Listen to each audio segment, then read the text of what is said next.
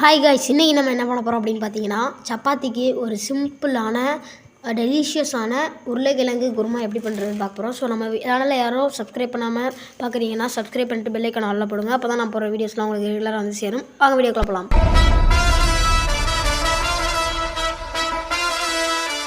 So இப்போ வந்து நம்ம மாவு பிசைய ஆரம்பிச்சிடலாங்க. என்ன அப்படின்னா, அரை கிலோ கோதுமை மாவுக்கு நம்ம வந்து 1 டீஸ்பூன் சுகர், தேவையான அளவுக்கு உப்பு, அப்புறம் 1/4 கப் தயிர், அதை வந்து சேர்த்து போட்டு நம்ம வந்து கொஞ்சம் கொஞ்சமாக தண்ணி ஊற்றி மாவை பிணைய ஆரம்பிச்சிடணும். ஸோ எதுக்கு தயிர்லாம் ஊற்றுறோம் அப்படின்னு கேட்டிங்கன்னா, அது வந்து இந்த டெக்ஸ்சர் வந்து கொஞ்சம் சாஃப்டாக வரத்துக்கு, அப்புறம் வந்து ஃப்ளேவர் வந்து பேலன்ஸ்டாக இருக்கிறதுக்காக.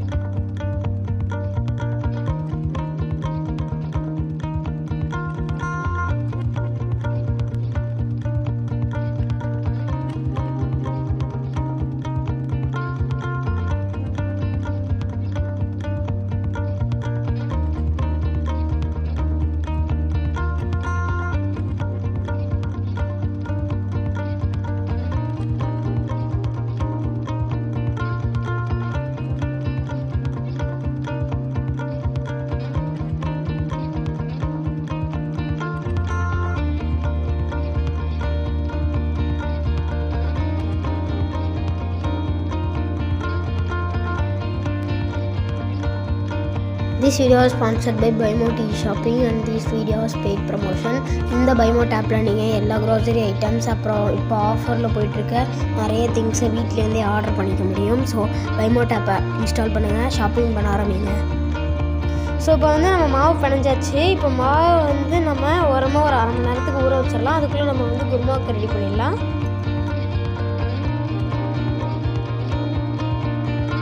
ஸோ இப்போ வந்து நம்ம ஃபஸ்ட்டு ஒரு மசாலா ரெடி பண்ணிக்கலாம். என்னென்ன அப்படின்னு பார்த்தீங்கன்னா, 1 கைப்பிடி அளவுக்கு கொத்தமல்லி இலை, 1 கைப்பிடி அளவுக்கு புதினா இலை, அப்புறம் 5 பீஸ் தேங்காய், பட்டை, சோம்பு, கிராம்பு இலை, இதெல்லாம் வச்சு நம்ம வந்து ஒரு மசாலா மாதிரி ரெடி பண்ணிக்கலாம். இதை இப்போ வந்து நம்ம மிக்சியில் போட்டு அரைச்சி குறன்னு எடுத்துக்கலாம்.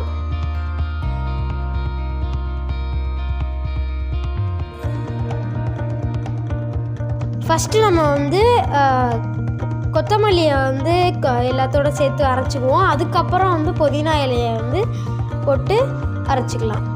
நல்லா பேஸ்ட்டாக அரைக்கணும்.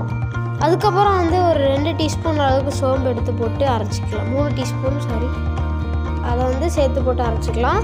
4 தக்காளியை வந்து கட் பண்ணி வந்து அதோடு சேர்த்து அரைச்சி வச்சுக்கணும். நல்லா சாஃப்டாக அரைங்க, குறன்னு அரைக்கக்கூடாது.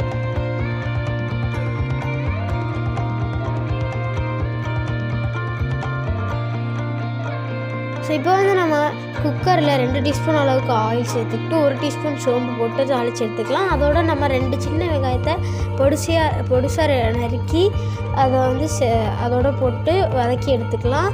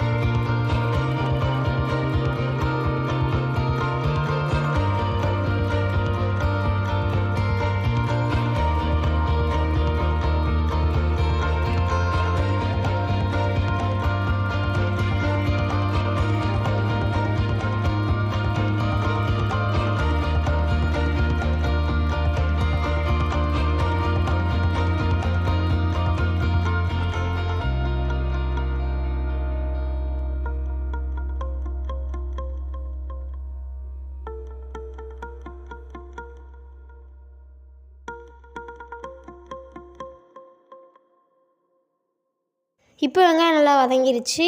இதோட வந்து நம்ம அரைச்ச பேஸ்ட்டான மசாலாவையும் சேர்த்து நல்லா பச்சை வாசனை போகிற வரைக்கும் வதக்கிக்கலாம்.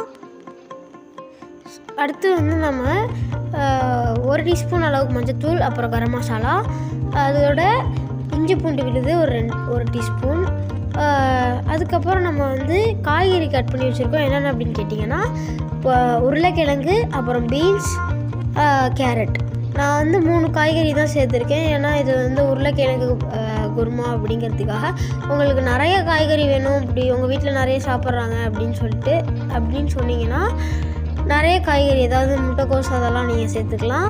அப்படி பண்ணாலும் சூப்பராக தான் இருக்கும். இது உருளைக்கிழங்கு குருமா அப்படிங்கிறதுக்காக தான் நான் உருளைக்கிழங்கு, பீன்ஸ், கேரட் சேர்த்துருக்கேன். கம்மியாக சேர்த்துருக்கேன். உங்களுக்கு வேணுன்னா நிறைய சேர்த்துக்கலாம். அது வந்து கம்பல்சரி இல்லை.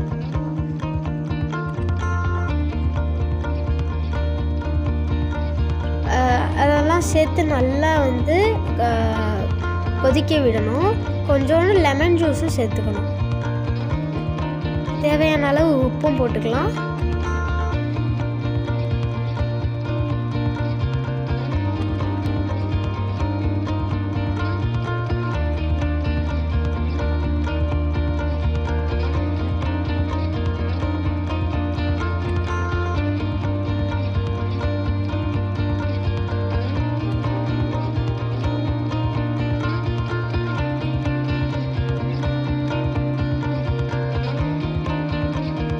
காய்கறிலாம் வேகிறதுக்காக 3 கப் தண்ணி ஊற்றிக்கலாம்.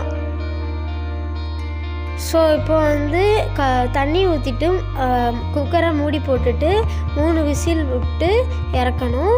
ஸோ உங்களுக்கு அந்த டெக்ஸ்சர் பத்தலை கெட்டியாக வேணும்னா கொஞ்சம் கோதுமை கரைச்சி ஊற்றிக்கலாம். ஸோ இப்போ நம்மளோட குருமா ரெடி. நம்ம பழஞ்சி வச்ச மாவையும் சப்பாத்தி போட்டு எடுத்தாச்சு.